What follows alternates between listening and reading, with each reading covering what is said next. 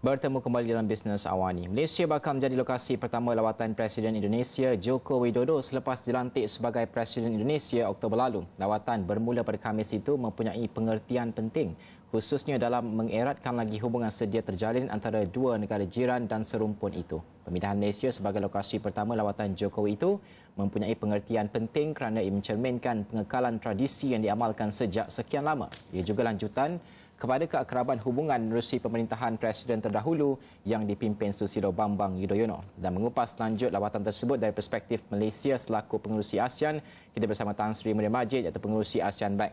Thank you so much Tan Sri for joining us at this time. Now, first of all, we are expecting Jokowi to visit Malaysia this Thursday. Maybe from the point of view of ASEAN Back, what are some of preparations for the visit itself?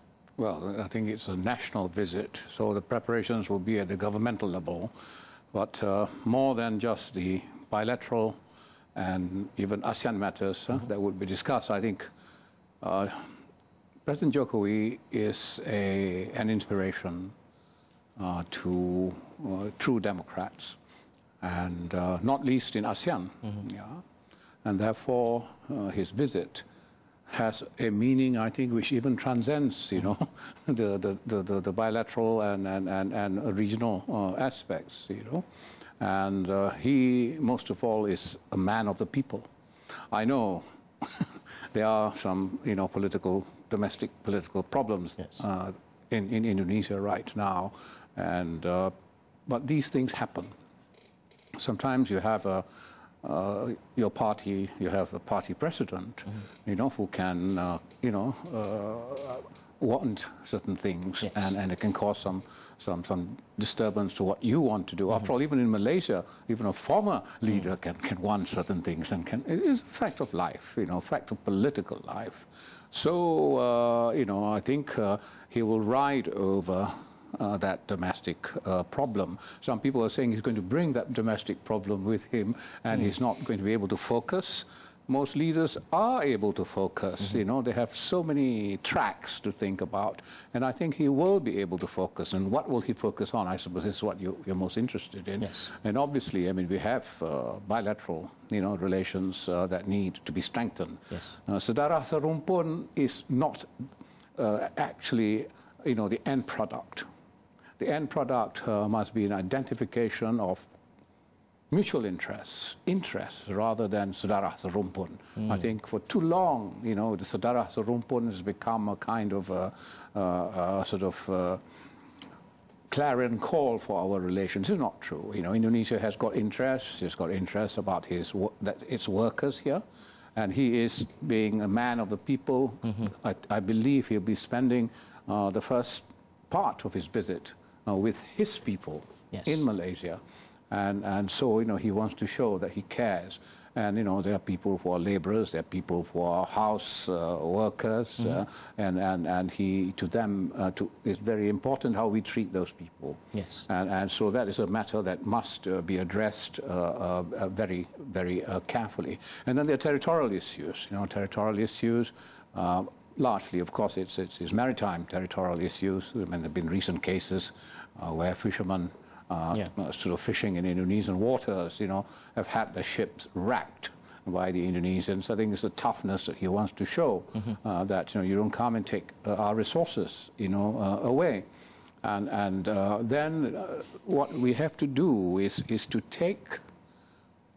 look for tangible outcomes from this visit on a bilateral basis. First of all, I think the proton thing is quite an interesting prospect, and it forms a basis of something that can happen. We both drive on the left-hand side of the road, you know, you know, and of course the market is huge. Of course, how are you going to mix it? You know, are you going to have sort of just automobiles in Malaysia, vans and 4x4s and so on in Indonesia? You know, the mix is quite important going from here. And are going to use higher technology, you know, electric cars or what have you. So I think that's a good, solid foundation, you know, in which to found the relations. Yes. And I think there are other things too, you know, because Indonesia, Jokowi in particular, is very interested in infrastructure. Yes. And we think of infrastructure purely in economic terms, all right? Infrastructure makes everything more efficient and more FDI and so on. And to him, I think, the most important thing about infrastructure is it improves the people's lives. Yes. They have electricity, they have water, they have bridges, they have roads, yes, and their lives go up. Employment for them.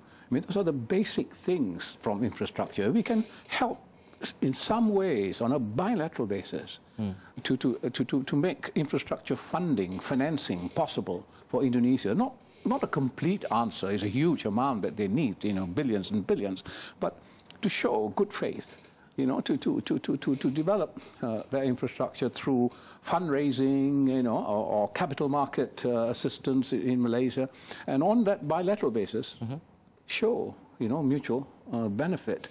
And then also, from that bilateral base, the bilateral fundamental, it can even spread to the rest of ASEAN. Yes. You know, so if we, Malaysia and Indonesia, are able to achieve a lot of positive, tangible, mutually beneficial outcomes in our relationship, it will be of tremendous boost to ASEAN. It can multiply. Others will want to come and join in. You know, even if you move away from economics, you go into politics. Let's say the law of the, you know, sort of South China Sea problems. Just imagine, you know, Malaysia and Indonesia worked more, you know, more closely together. I mean, they could have an impact on how ASEAN moves, the speed with which ASEAN moves. You know, to find, if not quite the solution to the South China Sea disputes, at least to ensure that the code of conduct is in place to ensure that there is no flare-up. You know, whilst there's no solution, there's also no flare-up. Yes. And then on that basis, then you come back to economics. You know, you have the joint development of the sea resources and of course, exploitation of other assets such as fish and so on, you know, in the South China Sea. So Malaysia and Indonesia have got the capability, if they worked together, to make a difference to the region and certainly in their mutual relations. Tan Sri, I want to talk about on ASEAN. We know that ASEAN is facing greater challenges, be it economic background and different economic background and etc. So with this visit, what sort of topics can we expect to be discussed by both leaders? Well, you know, as you know, it's often said that the Indonesian commitment, you know, to ASEAN, or particularly the ASEAN economic community, sometimes is felt to be a little lukewarm, you know, a little lukewarm. And I think it may or may not be so, actually. You know, as countries approach their interests, as new presidents come in, and people say, oh, what's changing? What do you suss out from that particular statement? You know, etc., etc. I think one of the mistakes in the ASEAN integration, economic integration effort particularly, is the assumption that the benefits are self-evident. The benefits are not self-evident. You got to tell people, talk to people, prove to people about those benefits. And, you know, as the chairman of ASEAN Back, you know, I feel not just at the official level, also in the private sector level, there's not been sufficient communication and sufficient briefings to show how the benefits are going to come. So there's this fear that, you know, we are the large market and everyone's going to come and descend upon us and we are going to be the losers, you know. However, you know, it is not the case because everyone's descending upon us already.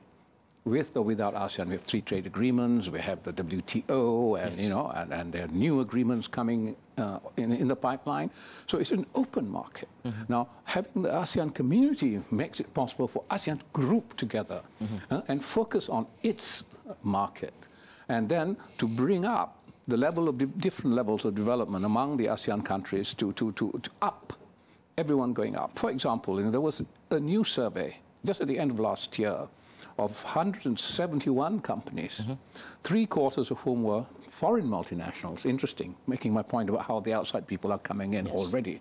Only 1/4 of whom were the big ASEAN companies. Showed what were their intentions and plans going ahead, taking advantage of the ASEAN economic community. One interesting thing that came out from that survey was that there is a great intention to increase manufacturing investment in Indonesia. Indonesia, number 1. And number 2, Myanmar. Such that in the next 2-3 years, when these things happen, Indonesia will be the manufacturing center in ASEAN. It also shows companies having a footprint in more countries. So in the past, you have sales teams operating from Singapore or center, and now they decide, especially in manufacturing, where they want to let their products be known. They want to, the sales teams are trying to get the markets, and that means the sales of products, whether originating in Indonesia or originating in Thailand, is going to be more effective, as the economies grow from the investments that's going to take place. ASEAN is one market, as we know, is well over $2.4 trillion actually now. The latest numbers show something close to $2.7 trillion, which is, 7th largest in the world. You have a population, people say 600 million now, it's 625 million. People, and you have about 60% of them under 40. There's going to be a consumer boom, and just imagine if you were the manufacturing center in a consumer boom environment, how much expansion is there going to be? And therefore your economy is going to grow. There's only one aspect, manufacturing. In the services sector, for example, some of the work done by the ASEAN Business Club, which I'm the president also, the ASEAN Business Club, shows the benefit to the Indonesian economy of having fifth freedom, rights. How the GDP will grow, how many more arrivals, tourist arrivals there will be, how much more sort of what do you call it,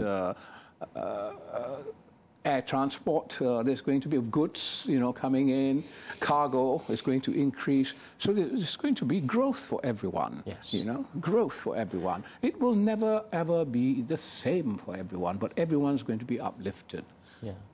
And so I think Indonesia's perasaan was-was sometimes has got to be assuaged. You have to show them the case.